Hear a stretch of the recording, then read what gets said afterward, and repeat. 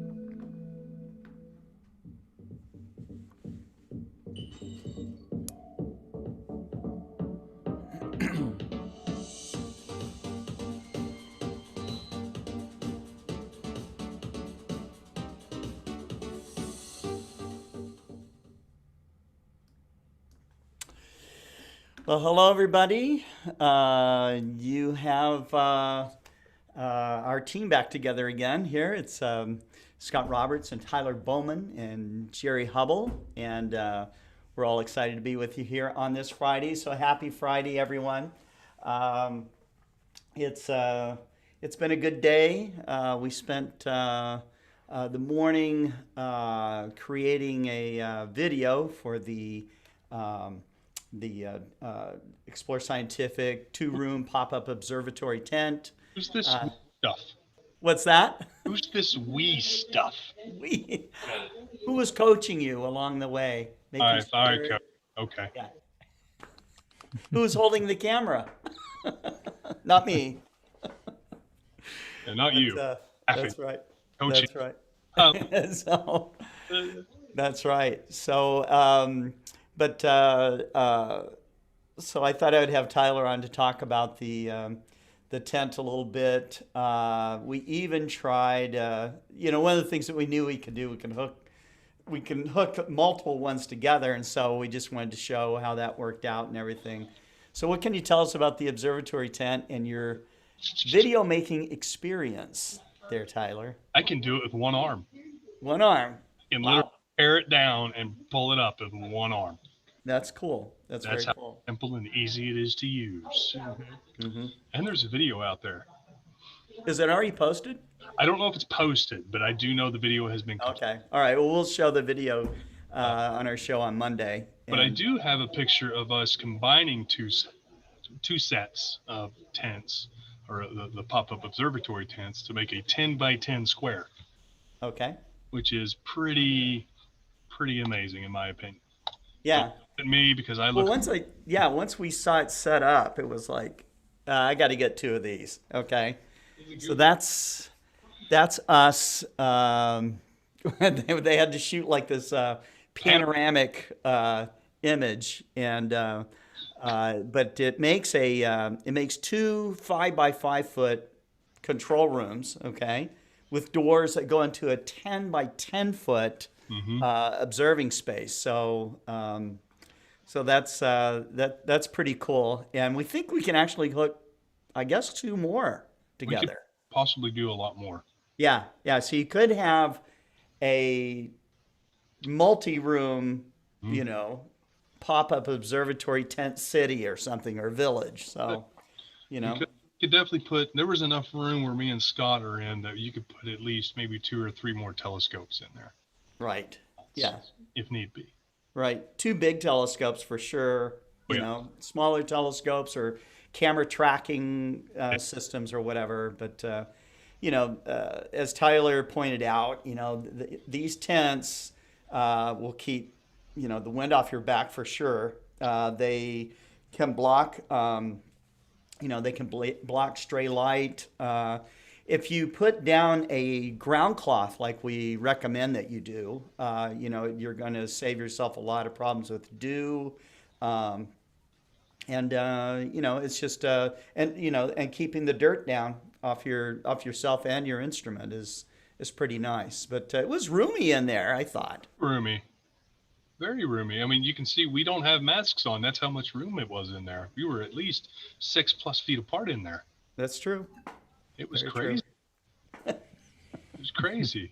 We were socially distancing inside of our pop-up observatory tents. Sure. So exactly were. Oh, cool. Well, thanks, Tyler. So we will we'll grab that video for Monday and we'll show it on the show. But is there anything else you'd like to cover before we move on? So the astrophotography contest, we're getting it set up for the newest rendition, or the newest version of it. But remember, it's going to be February 18th through March 18th. So 1 month, 1 category this time. Thank the Lord. All going to be DSLR related. There's still going to be some tweaks to the rules. I want to talk to Scott about and kind of nudge him a certain direction so we can see what we can do to get more people interested in this photography contest as well. Because we did get a lot of traction with the first initial one, but I want double the amount this time, and see what we can get. Only double? I mean, then I can go to triple the next time, and so on and so forth. But I just want the experience, even if you're a beginner, beginner to expert, which there's no real definition of an expert in what we do in astrophotography. But if you want to participate, I'm going to try to open it to everyone. Yeah. We'll just make an executive decision right now. Okay. It's open to everyone. You don't have to have Explore Scientific equipment. Right? There you go. There you go. There you go. Fun. My job's done. I can go home. Yeah, that's right. I can go home now. I can go home. Yeah. I think that's going to be a great thing. Clearlight 58 says, I would enter, but currently do not have any Explore Scientific gear. You don't need any Explore Scientific gear. You have to be, it does have to be an astrophotograph. So there you go. Correct. Clearlight says, I posted that right as you said it. Richard Gray says, make the observatory people have to change out their cooled cams kind of levels the playing field. It does. Okay. It's the whole point.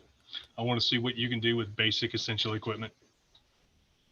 Let's see what the processing skills are. Ooh, right, right. But that's about it. All right. The holidays are slowly dying, slowly. But they'll come back. They will come back. Come back every year. So for some reason, they come back every year. I don't know why. Right. But especially those annual ones, you know. So yeah. Yeah. So, but other than that, we're chugging along, doing what we can to keep everybody happy. That's about it for me. Okay. Very good. Jerry?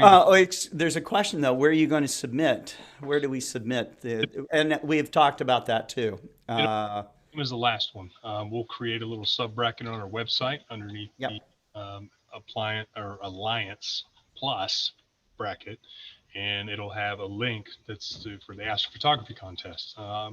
More than likely, the same rules will apply. You'll have to sign documentation waiving your rights so we can use your picture for whatever we want, basically. And then you get entered for prizes. And the contest is open worldwide, right? Worldwide. I'm open. Worldwide. Are we just going to limit it to this planet, or can it be? Depends on what they can get. I mean, if they can go farther, go for it. Do they have to be human? I mean, does the astrophotographer? No. No. But it has to be a living entity, a sentient being. Okay, so it can't just be a machine.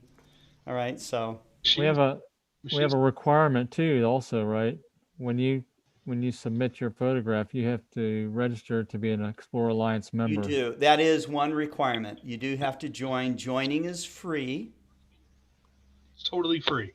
So what's them? And there's benefits to that, not just being able to win a prize with the astrophotography contest. There are benefits. You get news or updates on latest and greatest things that we're working on. Yep. I mean, that's awesome right there. That's right.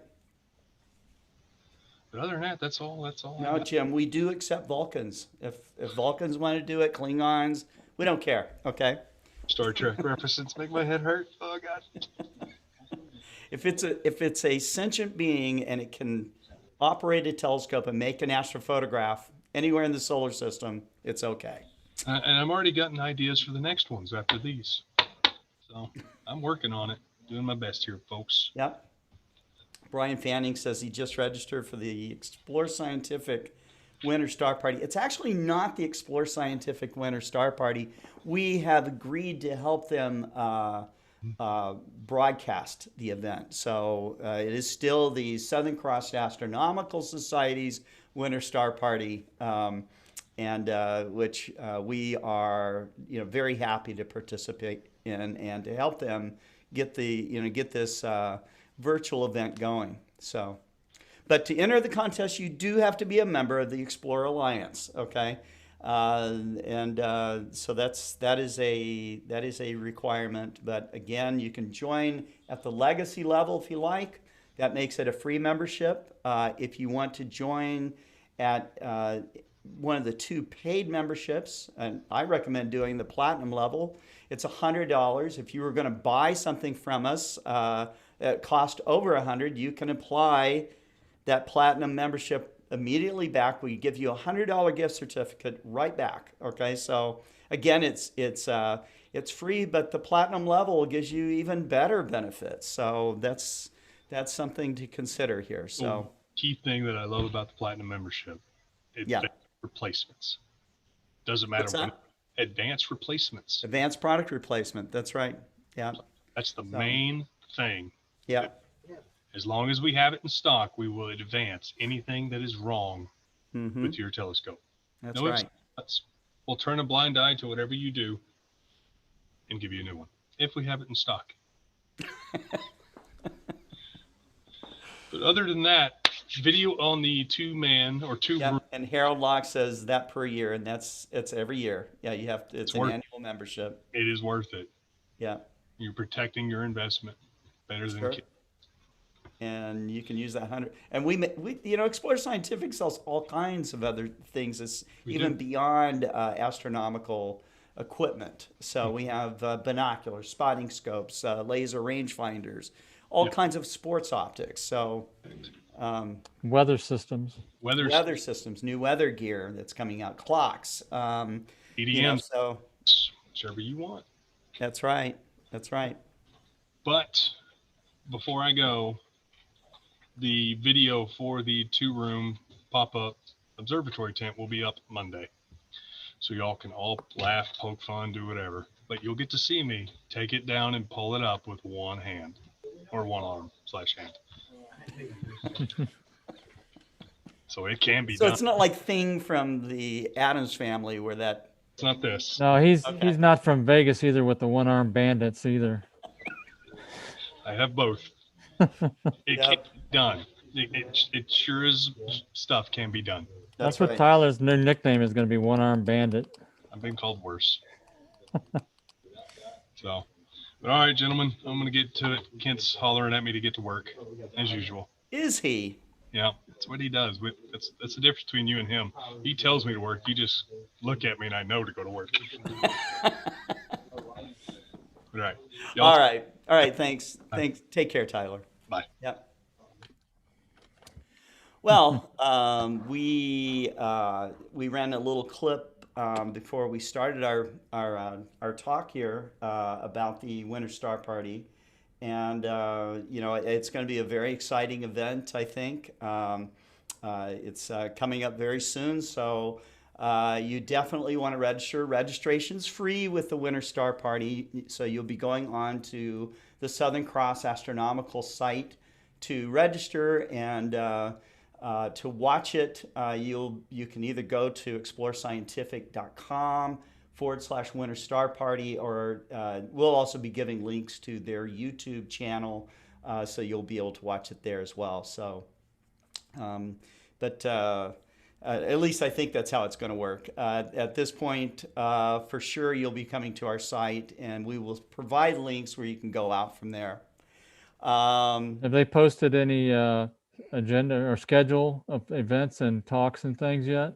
If they have, it's going to be on the SCAS website. So, yeah, in fact, I'll include what that link is exactly here in chat.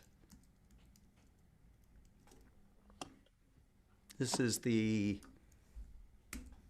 registration page. There is no reason why you shouldn't register for this. It's free. And it's for the Southern Cross Astronomical Society. And I'm sure they would appreciate any donations you would care to give also to help them with their stuff, right? Yeah, sure. I mean, they're putting on this event for free. It does cost them, something. Here, let me share my screen so you can see the page a little bit. And first ever virtual Winter Star Party. The Star Party has been going on for 37 years, and if you like what you see virtually, you're going to want to actually try to attend it later. So that's really cool. Let's see, the 2021 virtuals, and I don't think they have a calendar up yet, but it will definitely come. Mm-hmm. So there we go. So I think the next thing we wanted to talk about a little bit more was the beta release rollout for the firmware. Right. So there's a couple things that I want to talk about. And also, I've got another topic I wanted to talk about in astrophotography for a few minutes. But so we're about ready to release the beta version of the firmware. I've been talking about it the last 2 or 3 weeks, and I've requested anybody that's interested to go ahead and send me an email at jrh@explorescientific.com. We do have a beta test non-disclosure agreement that you would need to sign for us to send it to you and interact with us about the beta, because we would be divulging some things that are good to know before a general release. So we just want to make sure that we don't release everything about the beta from somebody that's testing it out on the wider internet. We just want to protect our interests in that way. It's just a formality. It's not a big deal. I can actually show you what it looks like here. Let's see here.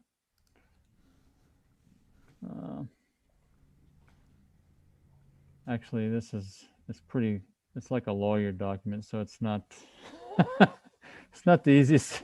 It's not the best thing to read online, I guess. So if anybody's interested, I'll send them the NDA to look over. If you're interested in thinking about it, just go ahead and send me an email, and I'll send you what the NDA looks like, so you can look it over before you decide if you even want to become a beta tester. But again, you get to interact with us.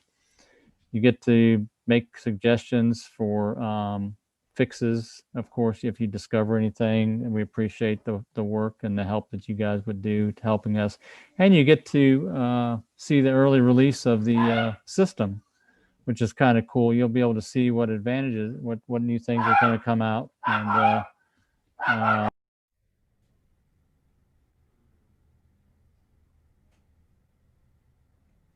my wife's coming in the house. That's why the dogs are barking. I thought that was the dogs that the people from Mission Control brought in. Yeah.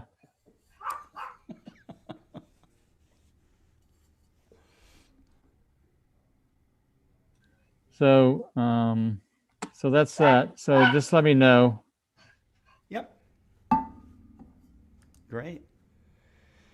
So the what else we're going to talk about? I'm sorry, I'm a little bit. Damn it. We're going to talk about your dogs. No, we were going to talk about the kind of the continuation of the mentor program a little bit. Right, the mentor program. So I've got. I wanted to go over specifically a document I created about 3 years ago on what impacts, what is it that impacts your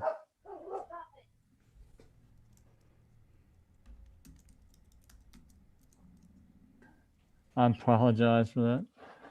What impacts your photographs when you're doing astrophotography? So everybody's after that perfect image, right, with tight round stars that are perfectly shaped.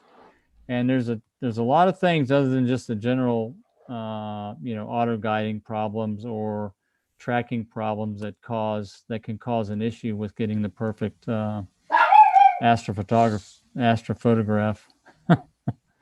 And so let me share my screen and I'll start going over this.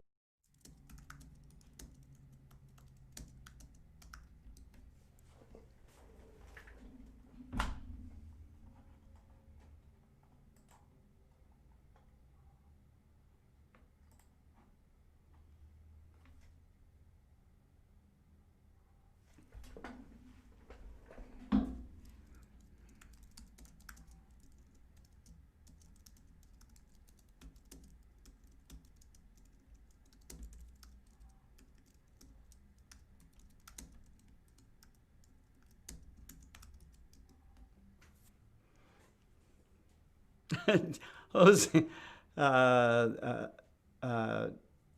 Neisel says, "Don't worry about the dog. Sometimes mine barks while I'm teaching. We're used to this." Oh yeah, well, they're a pain in the ass when they do this. A taxonomy of stellar imaging errors that contribute to poor astrophotographs by Jerry Hubbell.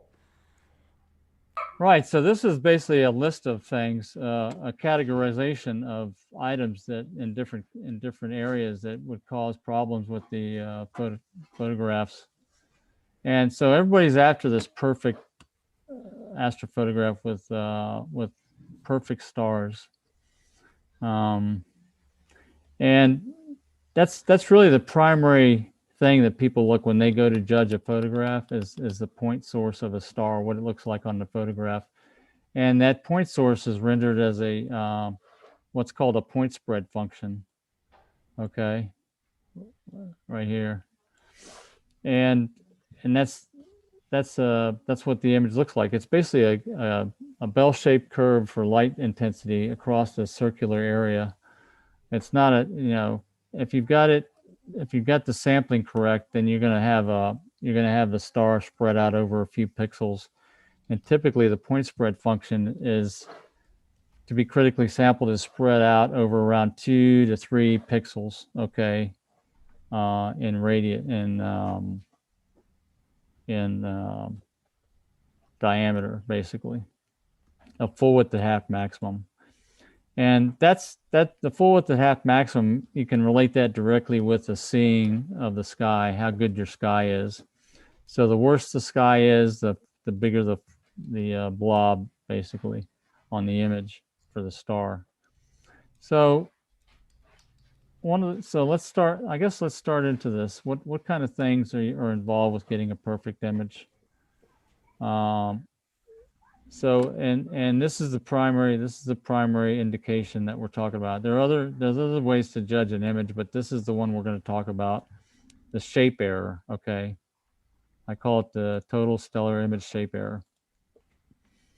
All right, and then there's intrinsic causes, okay, that involve the imaging system, and then there are extrinsic causes that involve the weather, and we'll get into those in a minute. So errors that are caused by your equipment include your sidereal rate. So if you're not tracking at a perfect sidereal rate or equivalent, just depending on if you're taking into account refractive error, then that can cause stars that are not perfectly round. There's an error due to the mount axes being not quite 90 degrees to each other. Causes differential tracking. There's the common thing that people always try to correct, which is polar alignment error. Yeah. Okay. Now, these first two you don't really have any control over. It just depends on the quality of your mount and the control system. This one you have direct control over. And what the errors that make up this, or the errors that are caused by this polar alignment error, is declination drift, which everybody that does astrophotography is fairly familiar with. And then you can also have a slight amount of right ascension drift because you're not polar aligned. It's very small. And then the other thing is field rotation. So most people that get into astrophotography understand these errors, this polar alignment error, and what the symptoms are. There's another intrinsic error that's called, I call it gear defect error. Okay, and that's made up of several different terms, or a couple of terms actually. One's called periodic error, which is another item that people are familiar with. A lot of people think that that's the only error, though. That's right. Some people think that's the only error, or the major part of the error is that, right. And that's what they're concerned about. But as we go down this list, you'll find out that's just one of many different things. But that is a big error. It can be very large. Yeah, that's why you auto guide, and that's what you're correcting when you're auto guiding. There's periodic error, and then there's a thing that's called non-periodic error, which is really what, to me, you can't correct non-periodic errors with the auto guiding system. And the errors I'm talking about are little defects in the worm and the wheel that cause spikes, or jumps in the image. Tooth gear error is what it's right, exactly. also referred to as. So exactly. So there's that, and that's hard to correct and nearly impossible. That's a quality thing. Mm-hmm. That the manufacturer has control over. That's one of the things that that the telescope drive master really helps. Yes, a lot with. Yes, it will, because it's got a very high correction rate that can nip that stuff in the butt, pretty well. All right, then there's another intrinsic error called differential flexure, All right, and that really impacts your auto guiding system. That can also be a very large error. Right, exactly. And now there's pieces of this differential flexure. You could have spiking behavior. Okay. That's where mechanical stress is built up and then released suddenly in the Like an system earthquake. somewhere. Well, that's like an earthquake, right? That's what happens in an earthquake. And mirror flop in a Schmidt-Cassegrain is that kind of thing. Non-spiking behavior is basically a small drift, slow drift and pointing that can cause, for example, as you track across the sky, your telescope changes orientation with the gravity vector in the Earth, and it can cause more and more strain to cause a drift. So that's like a non-spiking differential flexure. Jerry, there's a question. Is this information in your scientific astrophotography book? No, actually, this is a paper I wrote after that. I do cover a lot of these things, but I actually expanded on it and wrote this paper. This paper is available on the forum, and it's also available. I posted it originally on Cloudy Nights to download. So I can find the link, and I can try to find the link and see if we can post it. But also, if you want to, if you send me an email, and I can send you a copy of it also, if you send me something before I post a link. Sure. All right, so those are all the intrinsic equipment related type of errors. Okay, I'm sure there's some also that I didn't list here. I'm sure this is not an exhaustive list. These are the most common that people may know or may not know about that you can and will try to correct for. All right. Now the extrinsic errors, these are errors that are a result of effects that are independent and separate from any of the equipment. Okay. Like the environment related stuff, basically. The first one of these is scintillation error, which everybody's familiar with because that's the seeing. How well the sky is, how stable it is, causes this error. And there's a long-term scintillation error, which these are long-term transmission or light transmission changes in the atmosphere, basically from minutes to hours. It's due to high clouds and haze, basically. Slowly changing. Smears the stars, I guess. Smears the stars, that's right. That stuff, and people don't realize that will smear the stars because movements in that stuff will drag the light around and cause the stars not to be round. That's something that people tend to attribute oblong stars to their guiding all the time, where it could be related to the sky. That's something important to keep in mind. I just got an email from who was that? I'm asking for this. And then there's short-term scintillation error, which is really this is what causes your stars to blur, because this is during the time of your exposure, how much scintillation there is during your time of exposure. And that's a short-term related due to temperature changes in the atmosphere. And everybody has seen that effect on a hot day. You're looking at the horizon line like on a road, and you see these waves coming off the road. That's an exaggerated version of what seeing is in the sky. Let's see. I have an idea, Jerry. All of these terms, especially when it comes to the gear, we should probably do, just a segment, just to show just on one of those terms of different examples of this and how to look for it, how to correct for it. Right, how to troubleshoot it. So right, because all this stuff gets lumped into one image, right? You don't know what's causing what. Yeah, unless so you have to be able to separate it, right? You're not going to have all the performance that you possibly could have, Right. So that's scintillation. That's the first extrinsic cause. And then the next one is atmospheric refraction error. So as you point your telescope in the sky, the air mass that you're pointing through changes. If you're close to the horizon, you're looking through a huge air mass. The bulk of the thickening of the atmosphere is on near the horizon. And that's why you're able to look at the sun when it's rising and when it's setting, is because you've got the filtering effect of the atmosphere. Oh yeah.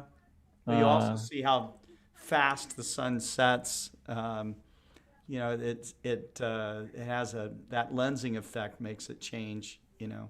Right.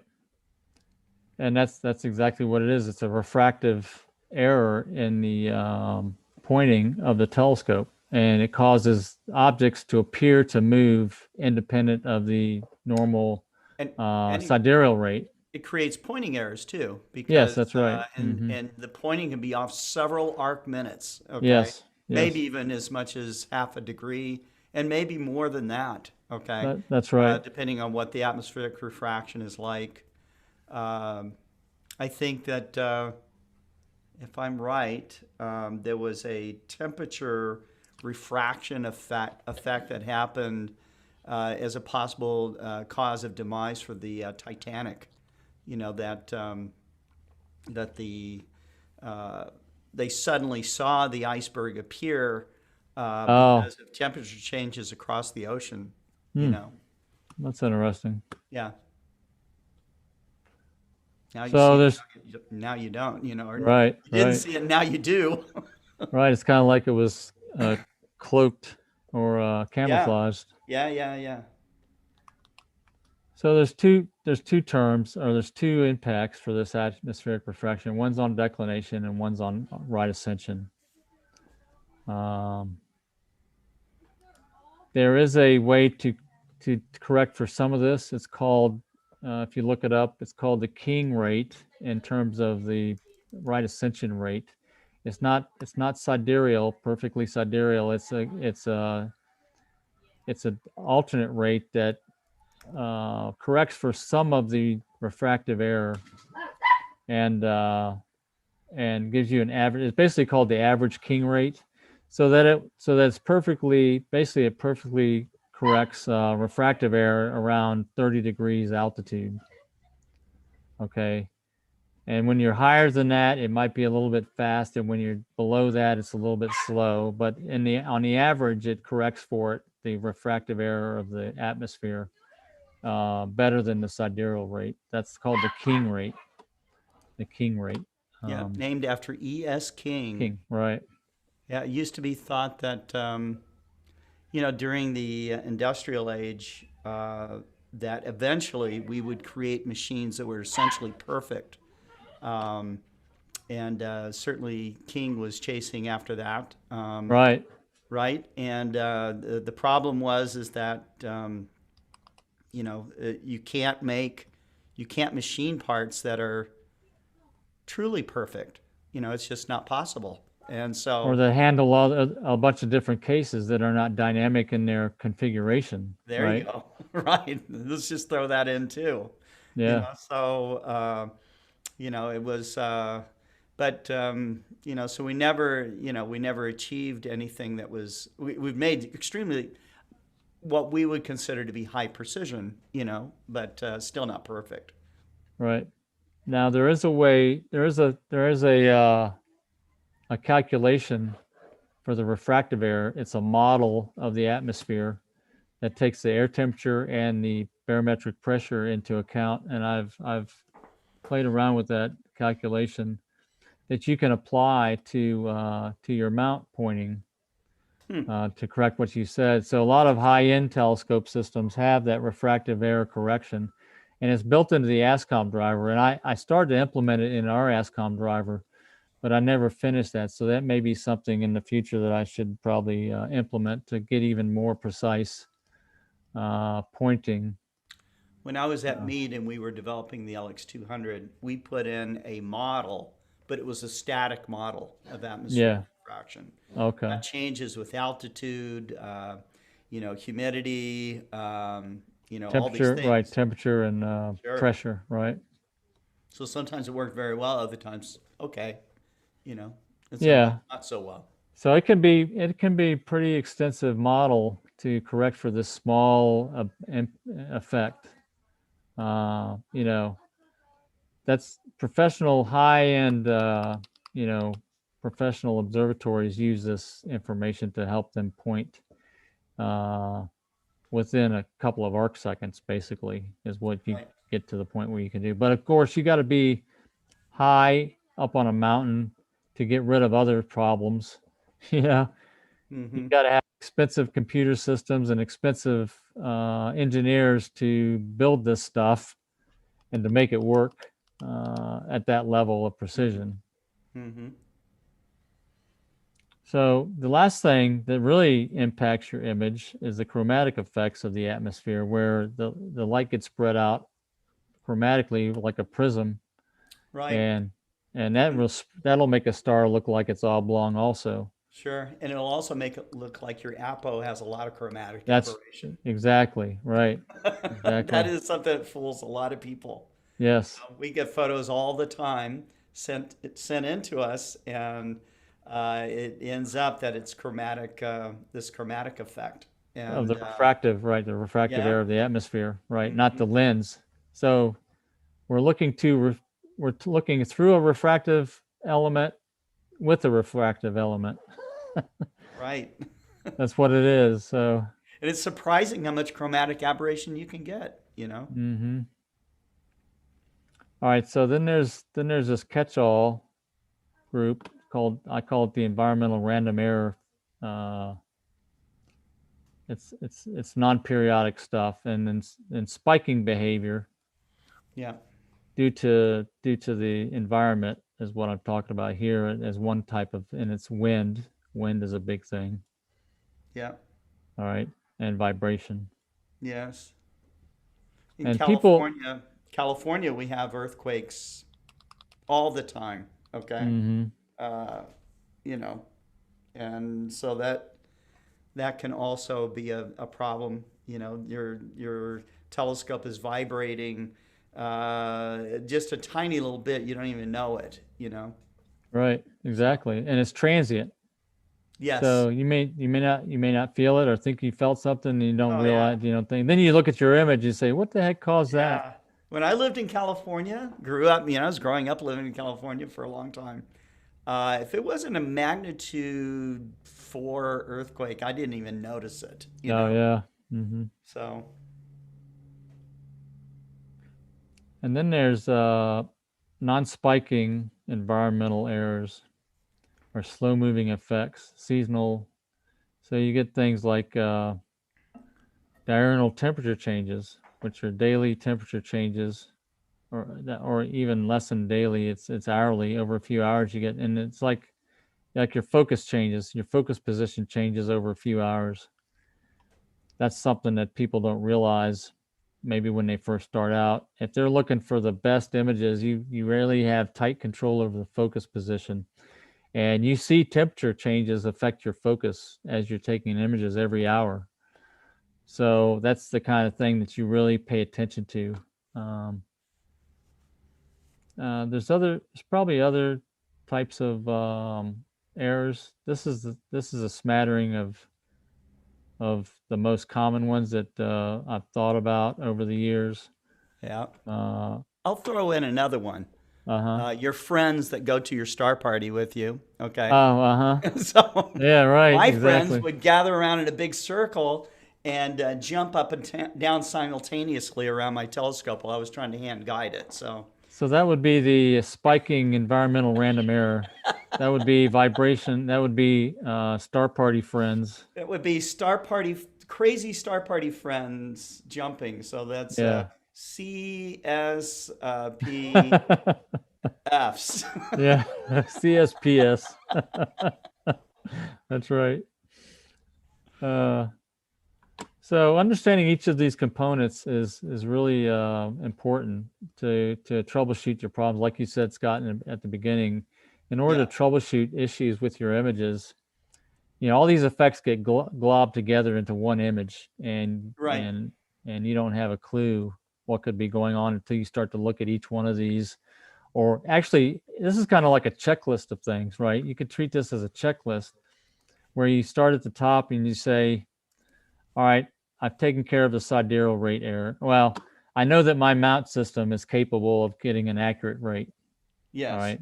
That's a manufacturer thing. I know that the mount was manufactured good to where this is not a problem. The second one, the mount orthogonality error. Mm-hmm. I know that I've done a perfect polar alignment or near perfect polar alignment, so you can check that one off your list, Yeah, right? you can test all of these. And right, so you can test each one of these and see if it's a factor. You can correct your periodic error. You can measure that and correct it. Yes, I've corrected for that. And this is one that is difficult. You really have to Right. observe this and figure out how to. Now, this is where you have to look at the quality of your gears. So that's something you can correct, but you have to look at it and know that it's correct. Flexure is another bugaboo that's really hard. That's a real tough one. Yeah. Yes. You want to make sure that you're balanced well, that you're not stressing any components in terms of the gravity vector pulling on something like a cable. See, cables is another example of this spiking flexure, where your cable would pull your scope. Right. Um, And gradually you're going 15 arc seconds per second. right. So the cable starts to gradual. yank, it starts to pull, it starts to slow your mount down. So that's the non-spiking slow drift type, right? That's another one. Right. So you have to look for that stuff. And then all this other stuff is basically out of your control in some ways, because scintillation is what it is.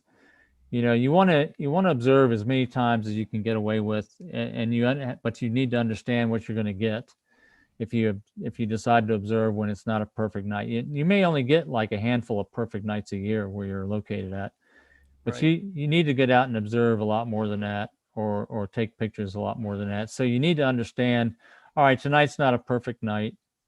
I can expect to get a little blobbier stars. That's okay. I'm still using my equipment and practicing and doing the best I can. Sure. But and don't even let, you should try to set up in your backyard, but let's say you don't even have a backyard. Well, maybe you have a patio. Well, let's say you don't even have that. Okay. Right. There are amateur astrophotographers out there that shoot from inside the room of their house. Okay. Yeah, right. Yeah, that's really odd. Through a window, right? Through a window, and and still, or the opening of a window, because I don't suggest shooting through a window glass. Through the glass, right? But even as that might be, you can certainly practice through a glass window. Yeah. And right. And so, but we saw the star party the global star party we did with all the guys from Asia. It was the Asian edition. There was a guy in Singapore that was shooting from a condo window. It was right, yeah, incredible stuff. Yeah, right. Mm-hmm. And he didn't have a big window. It was just this little window. No, that's right. So you do with what you can, and if you're really passionate about it, you'll work around these problems. Right. So he polar aligned inside his room. Mm-hmm. So this one here, wind, that's exactly what the observatory tent's for. Yeah. Right? Mm-hmm. So there's ways to correct this stuff and to understand what's impacting your image, and as long as you can go through and check off each one of these as not being a problem, then you should be very near to getting nearly perfect images. Yeah. But if you take it a step at a time and enjoy it, like don't go through like this whole frustration phase, but you enjoy it, learning about your gear, learning about how that actually really works. You'll definitely make gradual improvements, and you'll see how all this starts to come together, and you will become eventually an expert. Yes, so. and right, exactly. You'll be able to recognize. Oh, that looks like you'll start to really scrutinize your images and really see the subtle differences between and different other impacts. people's images too. And other people, you'll see these little subtle changes, and you'll say, "Oh, that looks to be like flexure. Yeah.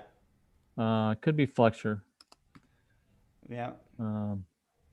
But having the data to support your conjecture is good. So PhD2 as an auto guiding system provides you a lot of data with the guide log that will show you things that are going on in your mount, and also the sky. We'll show you some of that also. So use all the tools that are available to you to troubleshoot problems and to understand your equipment operation and behavior, and also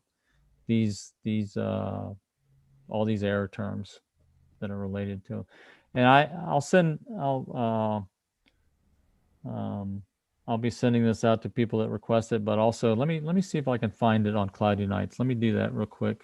That'd be nice. Let's see. Maybe eventually post it in the FAQs that we have. Yes, exactly. So I think I had. To be very honest with you, Jerry, I've never seen anyone go through all of those terms as exhaustively as you have. Oh, really? Yeah. I've never read a book that goes That's through all neat. that stuff. They would touch on it, but not. Right, but not categorize it. And, no, it's not categorized, So. Right. Let me see. Did I get logged in? Oh, looks like I've got some mail. I haven't been on Cloudy Nights for a while. I got to go look at my personal messages. So let me search. Here, let me try to also search Cloudy The Night. forum. Search the forums for taxonomy. That's not a normal everyday term that most people use. Let me see if I can find it that way. Oh, it's right here on the groups.io. Oh, yeah, I do have it linked there also. So why don't you provide that link? That would probably be better. Let's see. I was going to see if I can find. Here it is. Here it is. Okay.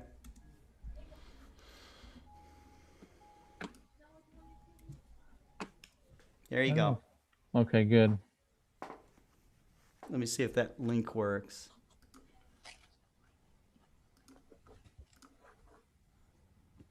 Sure does. Yep. Yeah, I posted that last year sometime. But it's a good. It's like anything else. It's like my book. It's a good reference to understand what to look for, and to learn about these different things.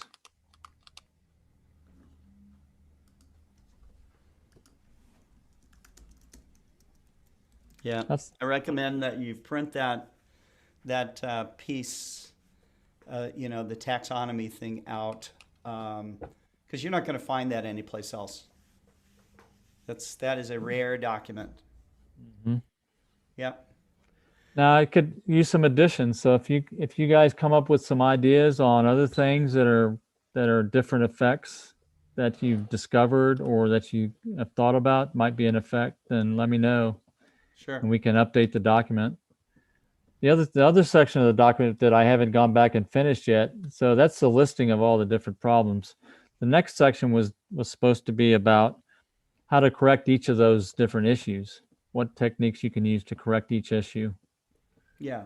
As a guideline also. Great. It's awesome. Mm-hmm. So I think you've given these guys a lot of homework. Yeah. Right. That's right. Be nice to know for those of you that actually use this taxonomy list, what you find out as you start to check your own systems. So, and we'll certainly, Jerry's been through all these things, of course, and so we can help you work through them as well. Right. So we'll do it on the show. Yeah, that'd be cool. Yeah. Okay. Well, great. Jerry, is there anything else that you'd like to add before we wrap up? No, just in general that this hobby can be as I don't want to be derogatory, but it can be as shallow or as deep as you want to get into it. Yeah. There's always something to That's not learn. derogatory. There's always something to learn if Yeah. you want to look for it. If you're really interested in getting the finer points of the hobby and the equipment, not only the equipment, but also the technology and the science behind it also. Yeah, the science and the exploration of it, so it's unending, so if you think that you Right. got into the astronomy lifestyle and you think, oh, well, I bought a telescope and I did the Mercier catalog or something like that, and you think that you've done it all. And I have met people that think they have done it all. Okay, I've had guys say, yeah, I saw everything that there's to see, and I'm just like, really? Yeah, right. Right. All right. That's This the way you is get into almost like omniscient. right. I guess some photographers feel that way when they've gone through all the Messier objects and photographed them and say, well, I can get better, a little bit better, but I'm at the top of my game now and I've photographed every object now. I guess, But then, so what do I want to do now? So you can move into the science realm is what you oh can yeah, do. really easily, Yeah. real easily. Yeah. Really, the limit is going to be yourself, where you stop. So, and if you're open to it, Dave Eicher and I talk a lot about this, that we live in the golden age of astronomy, and we do. There is truly no limit to the amount of exploration, the things that you can measure, the things that you can detect, your own personal experience, your relation to understanding the universe you live in, that you're a part of. Right. And And that's what it is. It's personal discovery. It's you making this discovery for yourself. It's not that anybody else has never seen it before. It's just that you personally observed it and you say, yes, I've read this paper about this. I was able to prove it to myself that that's actually the case. right. That's the neat thing about it is you don't have to take people's words for it. You can investigate it yourself. Yeah, right. That's right. I mean, what's more amazing? I mean, people could tell you there's the Grand Canyon and it's amazing, but do you really know? I mean, did you go there? And when you do, most people are blown away, of course. So, and we got a much bigger, more amazing thing to look at. We got the whole universe. And I think with that, I think I'm going to end the program. So, at least for today, we got more coming. We're going to, I'm starting to also think about a little bit ahead for the eclipses that are going to be coming across the United States. The 2023, the October 14th annular eclipse. They'll be running through Texas and all across the United States. It's going to be very cool. I think Albuquerque, it's the second annular in 11 years, something like that. So that's pretty awesome. But we'll give you some details on that coming up in some of our next shows. We are working with Astronomy Magazine for a co-hosted Global Star Party. We'll be pinning down that date. But the next one, the Tuesday event, will be next Tuesday will be the 30th Global Star Party, and I think I'm going to offer some 30 millimeter eyepiece door prizes. So you guys will want to think about that. Okay? Oh, that's nice. That's cool. So, and I think that's all I have for right now. How about you, Jerry? All good? Yeah, I think that was good coverage. That's a document that I haven't covered in our employee training yet that I should probably go over. Yeah, definitely making an official mentor document. I also wanted to give a shout out to Marcelo Souza, Dr. Marcelo Souza down in Brazil. They are starting up a whole mentor program in Brazil about teaching. It's an incredible deal. They are creating a program for young students in Brazil to get involved with so that they can take up jobs in aerospace. And So it's just now starting. They wanted, I talked to Dr.